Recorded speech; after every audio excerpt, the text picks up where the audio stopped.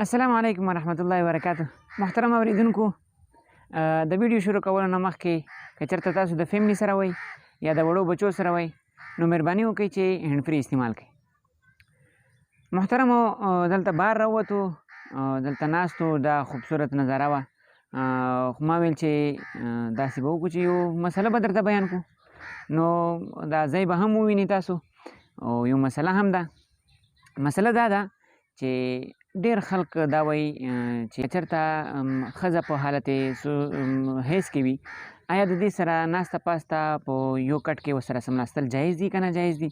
ډېر خلک دا سوچ کوي او بعض مذاهبو کې خو دا هم ده چې قطعا داسې اجازت نه وي چې ښځه لکه ښځې سره دو کښېني، یا په بلکې باقاعده د هغې دپاره ځان نه یو ځای جوړ کړی وي، یو کوټه یې ورله روغه کړې وي، او چې کله هم حالت حیض کې راشي نو په هغه کوټه کې دننه ناسته وي او بهر نه راوځي، او چې څه روټۍ موټۍ ورسره څوک نه خوري. داسې مذاهبونه نور شته د اسلام نه خلاف چې نور کوم مذاهب دي. کیدای شي په دې نورو دنیا کې مسلمانان هم داسې وي، خو الله د خیر وکړي داسې مسلمانان نشته چې حالت حیض کې د ښځې سره دو ناسته پاسته نه کوي.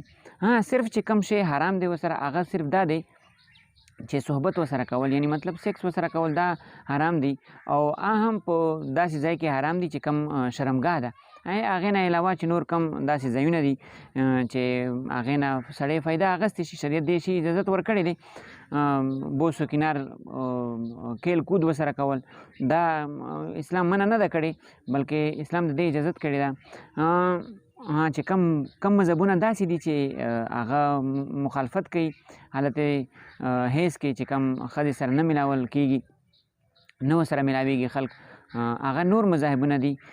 د هغې سره ناسته پاسته نه کوي، هغې د لاس روټۍ نه خوري، هغه چې څه هم پاخه کړي، هغه مثال نه پخولو ته اجازت هم وله نه وي که نه، بیخي لکه یو داسې بل شان ته دغه وله ورکړي یو چې یاره دا خو ډېر زیات ګټیا ترین شی وسترې نه جوړ شو، حالانکې دا بالکل غلطه خبره ده او ډېره ناروا کار دی.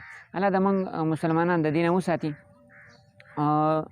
دا خو نن داسې اچانک راووتو، یو ویډیو جوړه کړله، نو مطلب نورې داسې ویډیو دپاره انشاءالله په دې چینل به تاسو ته داسې مسایل ملاویږي چې هغه به داسې خبرې اکثر په پکې داسې خبرې انشاءالله چې هغه تاسو د چا نه تپوس نشئ کولی، او زړه مو کېږي چې یاره ما د چا نه تپوس کړی وای یا علما نه هم تپوس کړی وای، خو د شرم د وجې نه تاسو به تپوس نشئ کولی.